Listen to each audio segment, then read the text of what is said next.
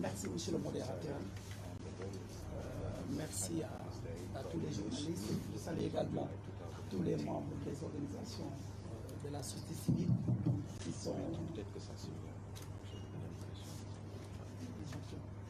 Je remercie également les membres de la société civile, des organisations qui sont ici présents et qui m'ont convié à cette rencontre-là en qualité d'avocat de Guy Marius Sagna pour faire un petit point sur le processus, sur le déroulé de son arrestation. Parce que j'ai eu le privilège, dès son arrestation, de l'assister à la suite de son appel. Tout d'abord, c'est le mardi que M. Sagna m'a appelé pour me dire que j'ai été arrêté ce matin par la section de recherche et que je suis au niveau des locaux de la gendarmerie.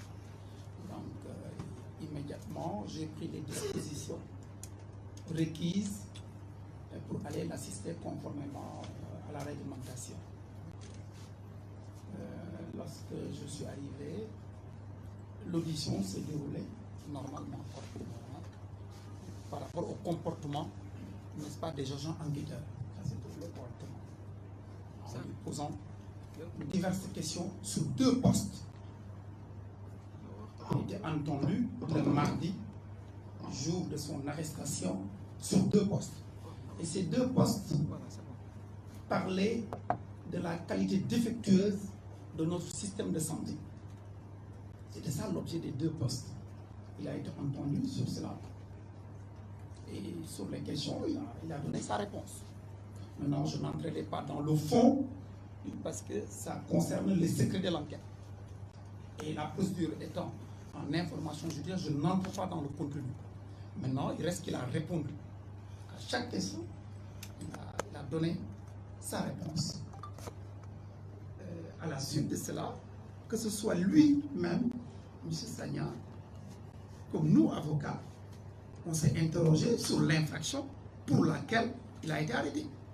Parce que lorsqu'un citoyen est arrêté, déféré devant la gendarmerie, pour être entendu, c'est à propos d'un acte posé ou des propos tenus qui sont constitutifs d'une infraction.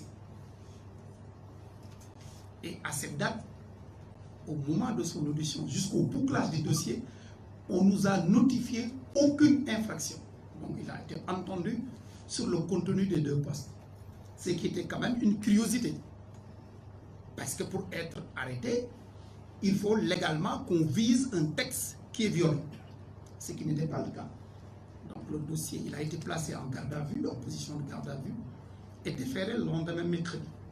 Et mercredi également, j'ai été à la CAF, aussi bien le matin lors de son arrivée, comme d'habitude, pour le voir, c'est les salam alek d'usage, pour lui dire, bon, je vais revenir à 16h, parce que les auditions, en principe, sont programmées à 16h. Donc, on suivait également le matin, et je suis revenu l'après-midi.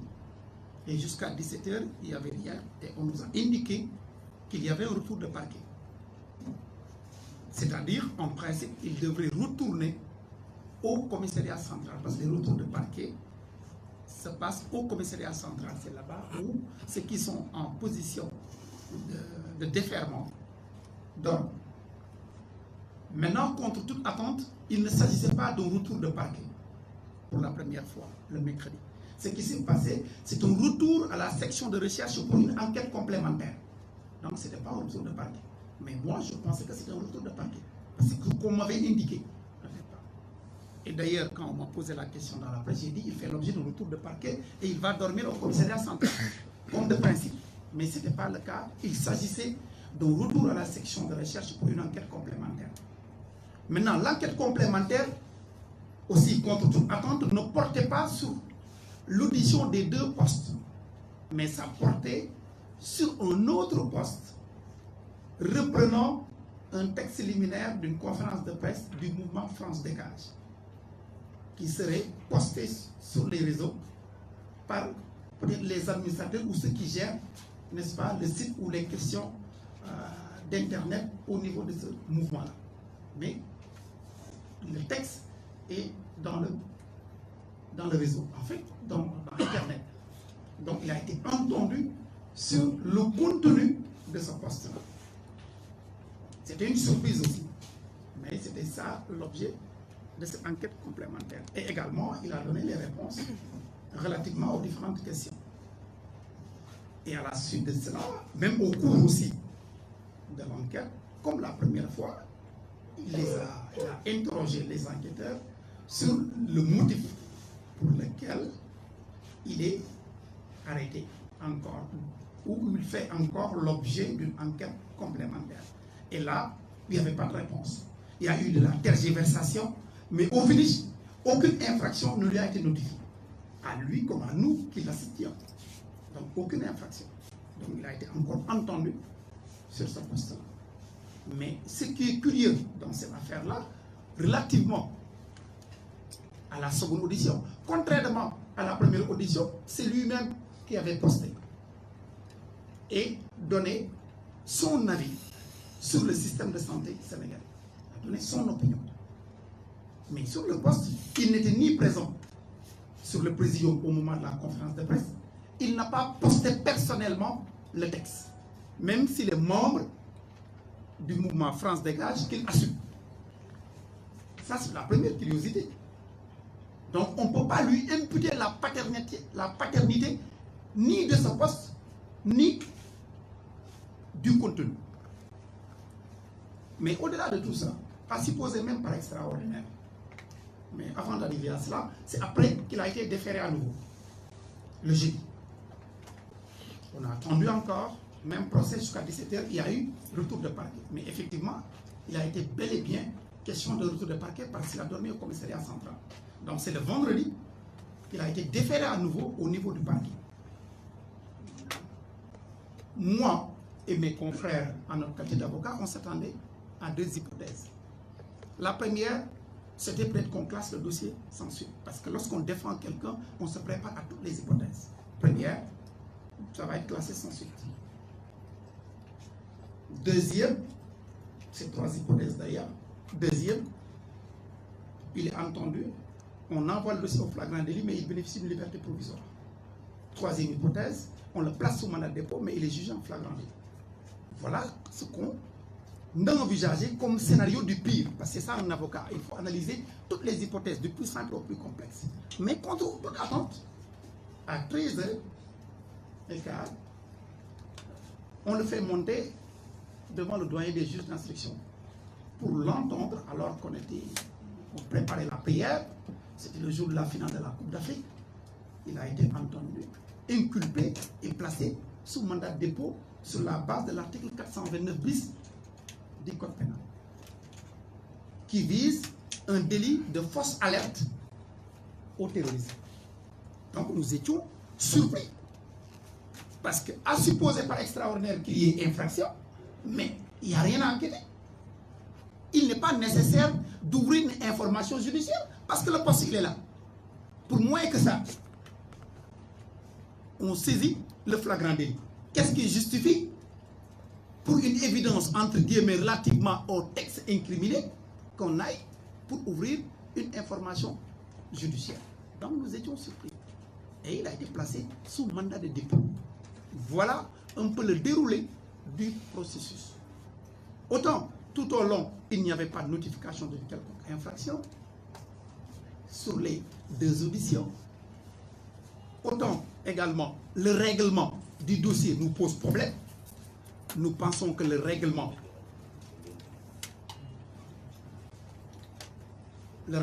pose problème parce que s'il estime que Guy a commis une quelconque infraction, qu'est-ce qui empêche d'aller au flagrant délit?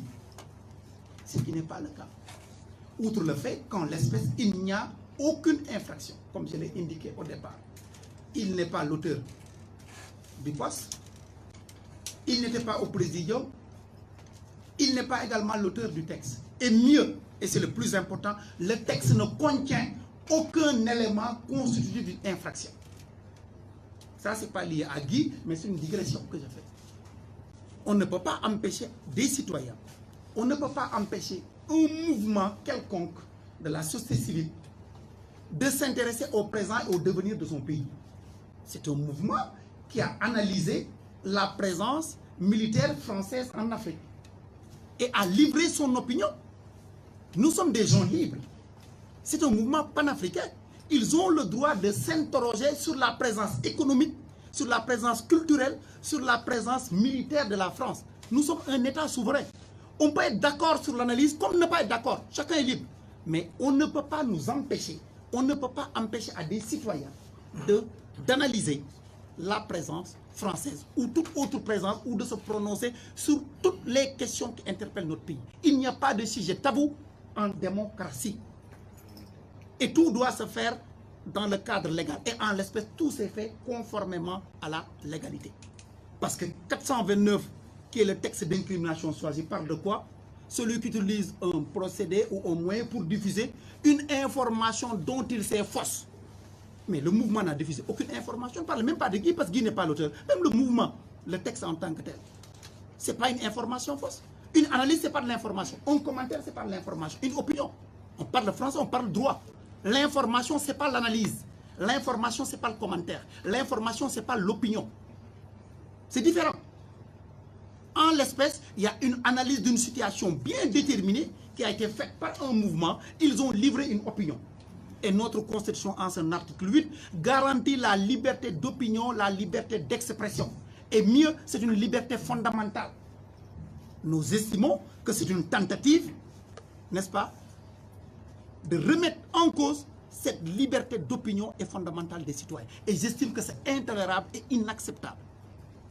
Nous sommes un État de droit, nous sommes une démocratie. Les citoyens ont le droit de donner leur point de vue sur toutes les questions dans le respect des lois et règlements de ce pays. Et ce qui a été le cas en l'espèce. Voilà ce que je pouvais dire sur